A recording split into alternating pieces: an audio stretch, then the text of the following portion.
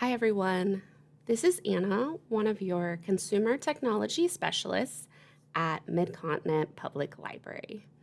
Today, we are going to take a look at the options available when we listen to an audiobook in the Libby by OverDrive app.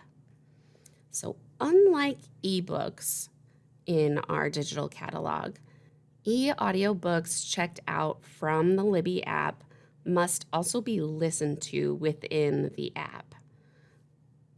So with ebooks, you do have a couple other options, like if you wanted to read with Kindle. With the ebooks, it all is going to remain in the app.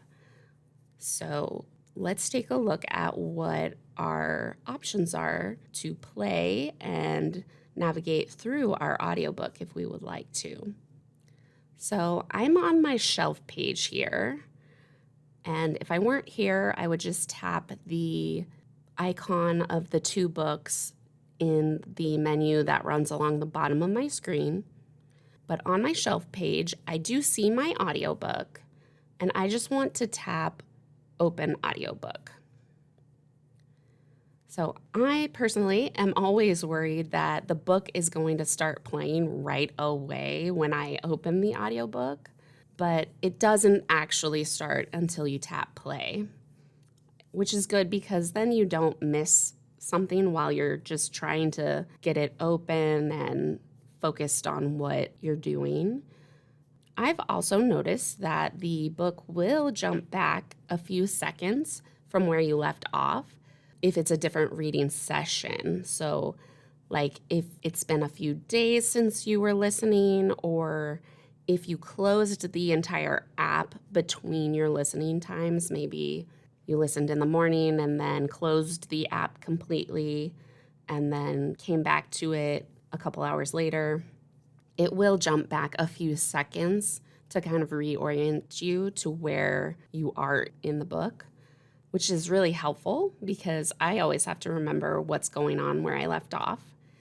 And this also brings me to the first listening feature we have, which are the 15-second back and forward buttons.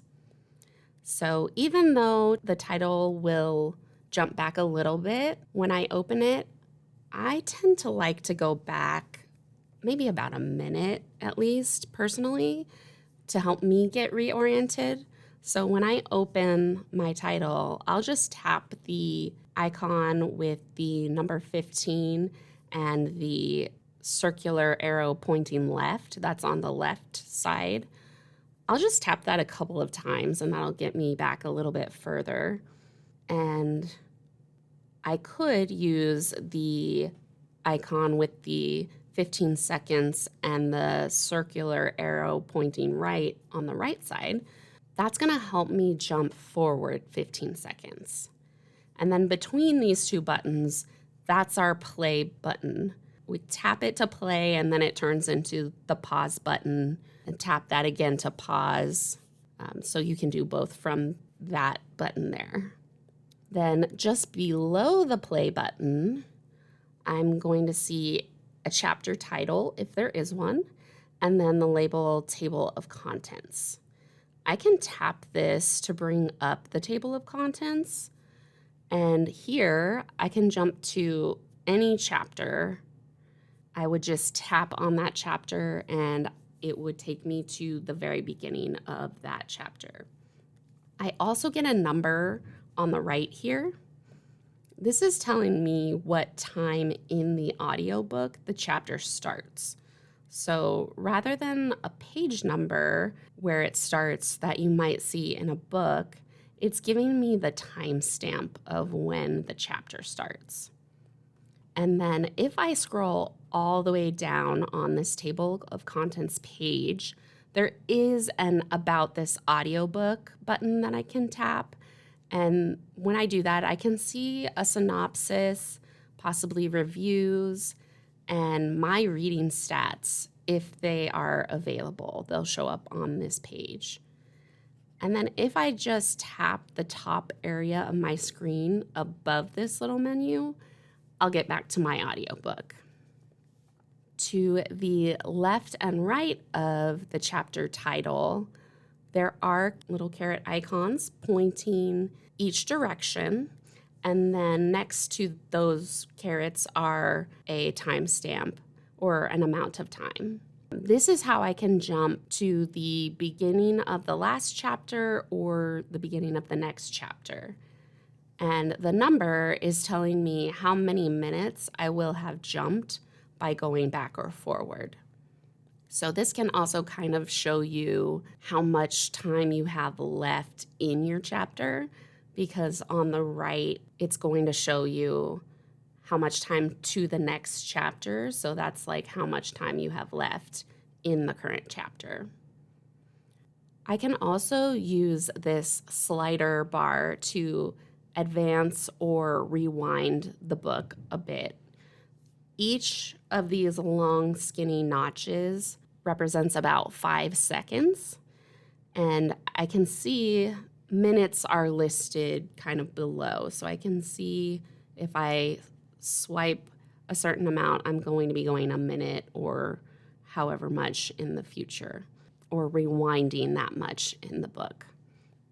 The little darker notches that happen, these show me where a chapter begins.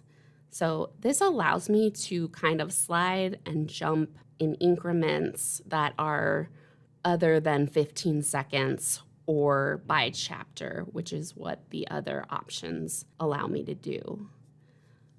And then in the bottom left and right corners of this menu, I can also jump back to recent places. So if I tap the icon in the lower left corner, it's going to take me to the last position I was in the book, while tapping on the right corner icon, it's going to give me a list of the recent places that I've been in the book, and tapping any of them will jump to that place. So the lower menu allows me to move around in the audiobook. There is also a menu in the upper right corner of the display, and all of these display all the time while you're listening to the title if you have the app open on your screen. So this top upper right menu is where I can access a couple other features for my listening experience. The first icon that looks kind of like a dial, this is where I can set my playback speed. So when audiobooks were on physical CDs or on cassette tapes, you had no control over the pace of the reader. It only played at regular speed, one-time speed. What you get is what you get.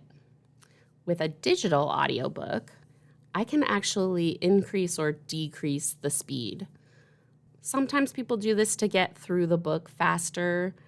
I personally do it because I find the regular speed to be a bit slow pretty much all of the times. So I will set mine to be faster just because I think it's more natural for how the narrator probably actually speaks, but it's a personal preference.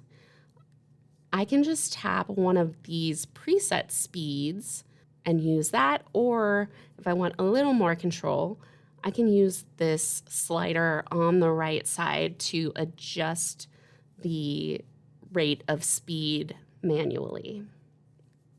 The preset speeds go up to double time. Any faster than double time, the narrator's voice is really going to start to sound distorted. I can go faster with the slider, though, if I want to. I can also go slower with the slider. So this might be good if maybe a character or the narrator has a foreign accent and you want to make sure you can catch everything that they are saying. And if you're having a little trouble, you can slow it down. You may also want to make it slower if it's an audiobook teaching a foreign language, or even as a kid's book that your new reader is trying to read along with. you can make it slower for that as well to help them kind of have the time to sound out words or just follow along at a slower pace. Again, it's all a personal preference, but having this ability can really make a difference if you have been hesitant to try audiobooks in the past because of the speed. Next to that in the upper right menu is an icon shaped like a crescent moon, and this is a sleep timer. So just like with setting the speed, I do have some preset options for the sleep timer, or I can use the slider on the right to determine exactly how long I want the timer to go. When the timer is up, the book just stops playing. So it's not going to set off an alarm or anything. It's just going to stop playing. You might use this if you're listening as you're going to bed, or you might just use it to alert you. So, for example, maybe you have a 15-minute break. You could set the timer on your audiobook to 15 minutes, and then when it stops playing, you know your break is over. I also personally really like the option to end it at the end of the chapter. Sometimes you just want to stop at the end of a chapter, and this is a way to help you do that. So even though it's called a sleep timer, you can use it for whatever kind of audiobook timing you're trying to set for yourself. And it may seem a little odd, but you actually can create bookmarks and highlights in an audiobook in Libby. So the next icon in this menu is where you can access your list of those bookmarks and highlights. And then the last icon on the right is how you can set a bookmark and highlight a portion of the audio. So if you just tap that icon, it's going to create a bookmark at the timestamp of wherever the book was when you tapped the bookmark. If you tap and hold the icon, it's going to highlight an audio clip. And then when you let go, so if you're highlighting and you let go and then tap the icon again, you can add a note to accompany the highlight. You can do the same thing with a bookmark by tapping and then tapping again to add a note. And then just below the upper menu, there is actually a timeline that runs across the screen. So you can see a line that will highlight based on how far you are in the book. And then on the left side, there is a timestamp, and that number is going to show you how much you've listened to in the audiobook.